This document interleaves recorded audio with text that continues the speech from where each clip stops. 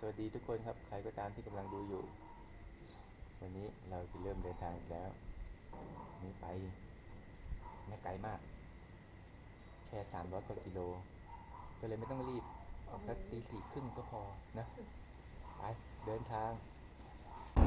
ถึงไหนแล้วเนี่ย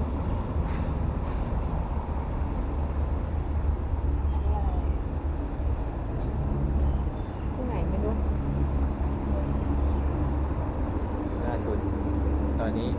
ประมาณ6 โมงเช้าครับฟ้าเริ่มสางแล้วหากาแฟกินก่อนแล้วก็กินข้าวก่อน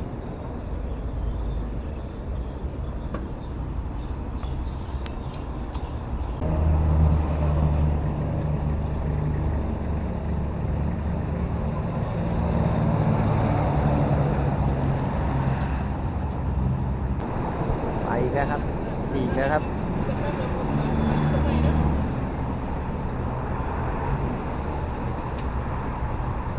ตอนนี้ก็แวะพักกำลังจะเข้าเพชรบุรีแล้วแวะเข้าห้องน้ำก่อนก็อาจจะเติมน้ำมันไปด้วยเลยถังที่2แล้ว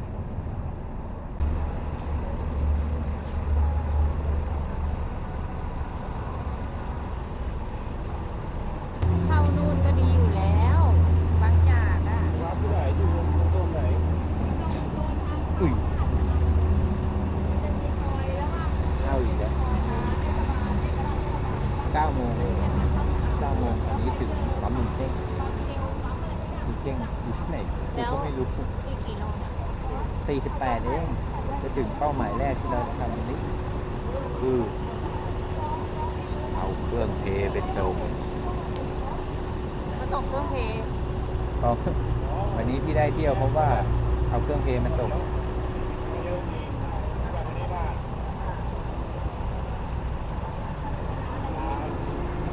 48 กิโล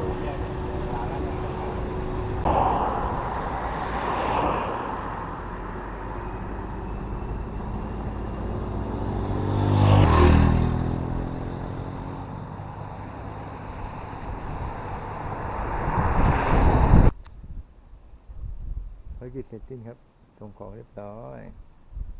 ไปเข้าที่พักต่อ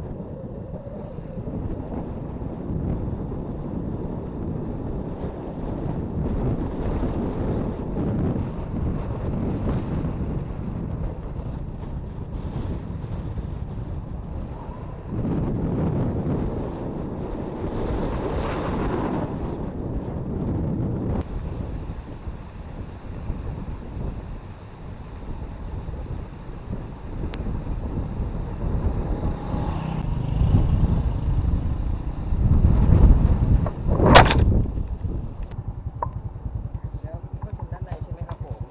มีที่นี่มีบริการจุดกลางเต็นท์ไหมครับ มีครับคุณพี่ อ๋อได้ข้างในใช่ไหม ใช่ครับผมนะครับขออนุญาตเอาลงก่อนนะครับ ได้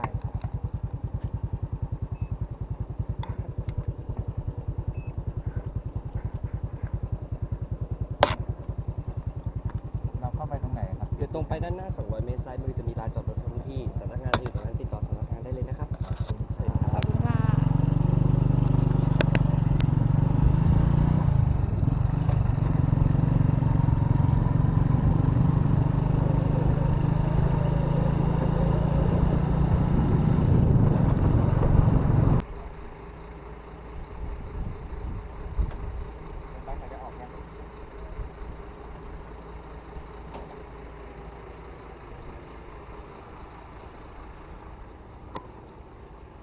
ถึงแล้วจ้า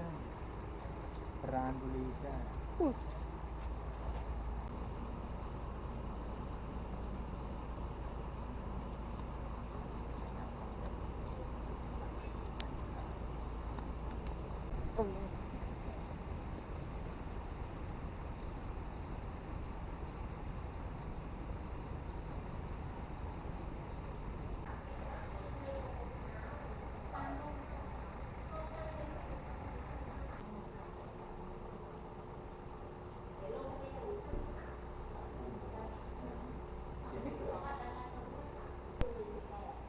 ลงทะเบียนก่อน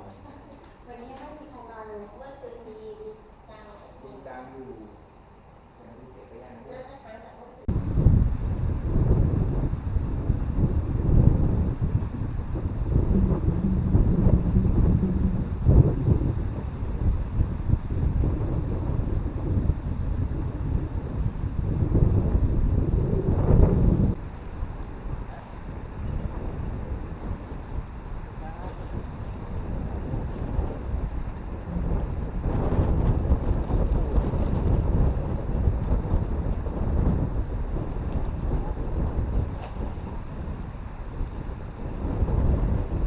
ลงให้ด้วยนะ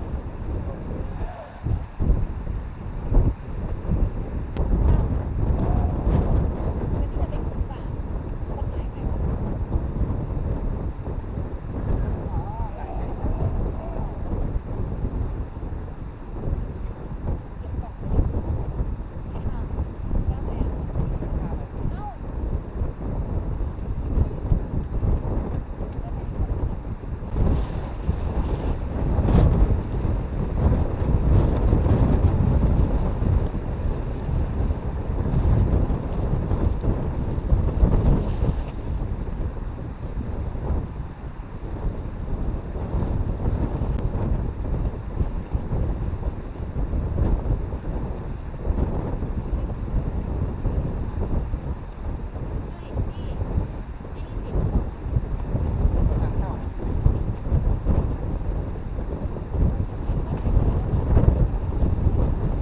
นี่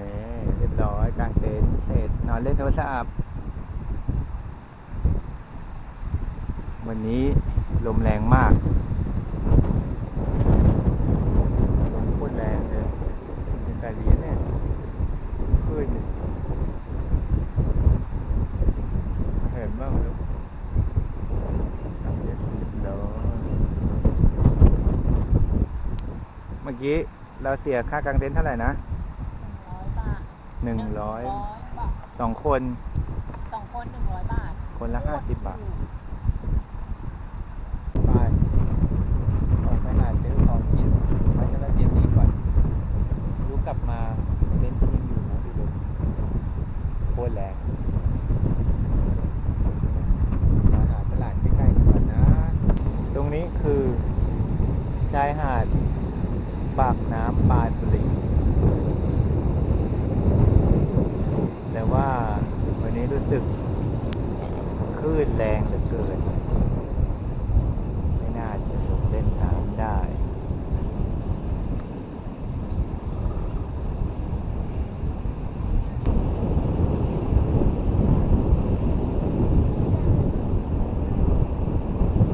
คลื่นซัดโอ้โหบันไดตาย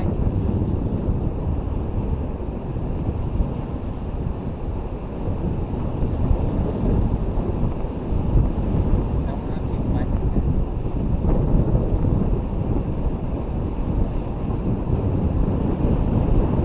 แค่เยอะมากจีแค่ไปทอดทิ้งแล้วเอาอย่างละกี่ตาย เอาอย่างละร้อย ได้ ร้อยเหรอ ทอดเอาทอด อ๋อไม่ได้แบ่งขายใช่ไหม อย่างละร้อยน่าดู ถ้าเราจะเก็บไว้ได้เหรอ ได้สิเราทอดไม่หมด เขาบอกว่า น้ำครับใหม่ๆเลยครับ สามารถ ไหนมีนั่งยองมี คือ โถชักโครกมีห้ ไม่ อง ต้อง อาบ กลัวว่า น้ แย่งกันเลย ำเยอะมากคนน้อยด้วย สร้างใหม่ๆเลยอะใหม่แน่นอน ห้องอาบน้ำอาคารนี้ฝั่งละ6ฝั่งละ3มี6 ห้อง ดูเป็นไงอัดมาก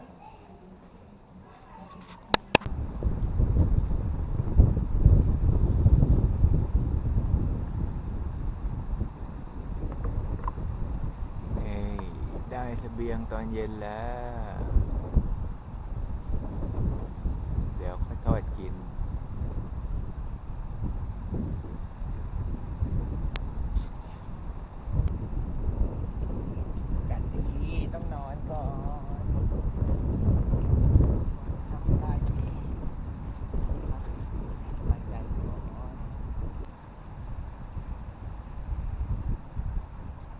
โคตรโกกอ่ะดูดิโอ้โหน่าสบายเลยอะ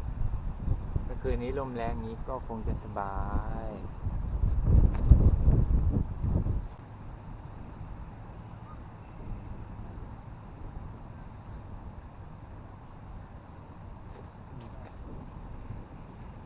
มันนอนสบายเนี่ยทำไมเราไม่นอนอยู่บ้านกัน นอนอยู่บ้านก็ได้เอง เอ อะ อเราลำบากขี่มันทำไมวะเนี่ยแสดงว่าเราก็บ้าเหมือนกันนะเนี่ยบรรยากาศสมาชิกคืนนี้มีมาแล้ว2 คนนี่ตอนนี้เวลาบ่าย 3 โมงครึ่ง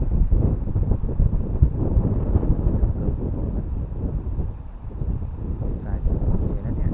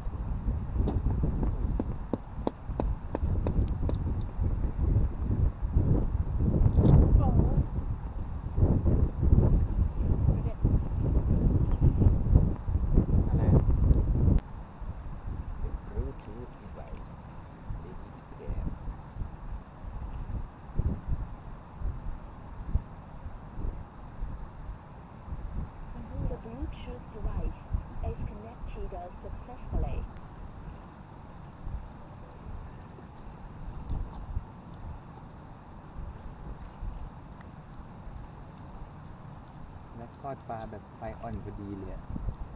สุดยอดเลยดูแม่ดูมีความภูมิใจดูดิทอดแบบไฟอ่อนพอดีเลย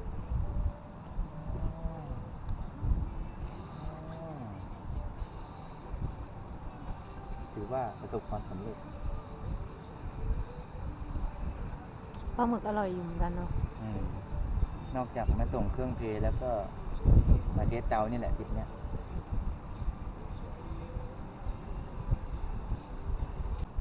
รูดเลยไหมเป็นไรเดี๋ยวใส่ ใช่ก็รู้เลย ใช้วิธีการลูด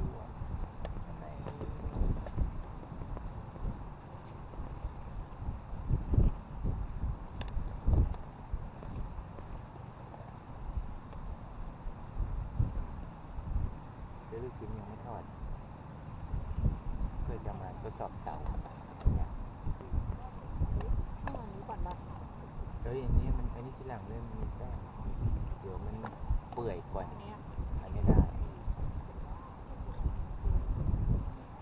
เล็กเนาะทำไมเขาไม่เอาอันนั้นให้เราเก่าแล้วหรอ เห็นว่าเราจะมาลวกเองเหรอ ดูจริงปะเนี่ย ปูปลอมปูอัดปะปูอัดก็ไม่ใช่ใช่วันนี้ มีโต๊ะกินข้าวริมทะเลด้วย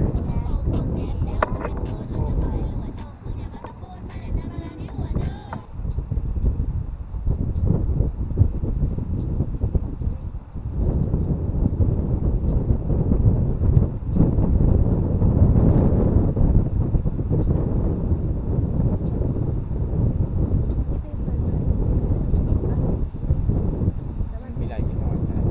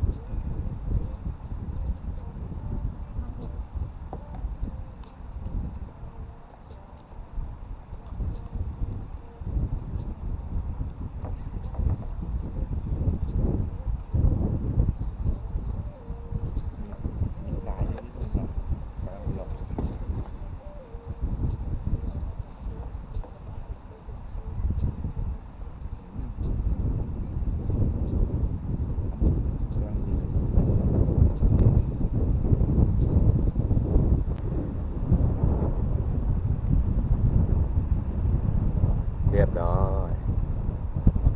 หมดทุกอย่างละเอียด เรีย เพราะฝีมือคนนี้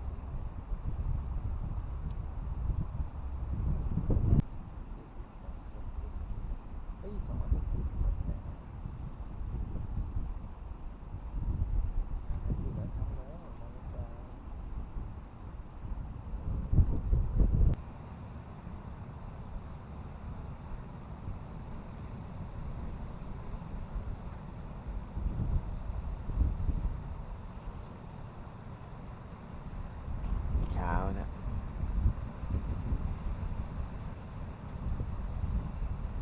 ลมก็ยังแรงเหมือนเดิมเป็นการนอนเต็นท์ริมทะเลที่สบายที่สุดเลย ลมทั้งคืนเย็นมาก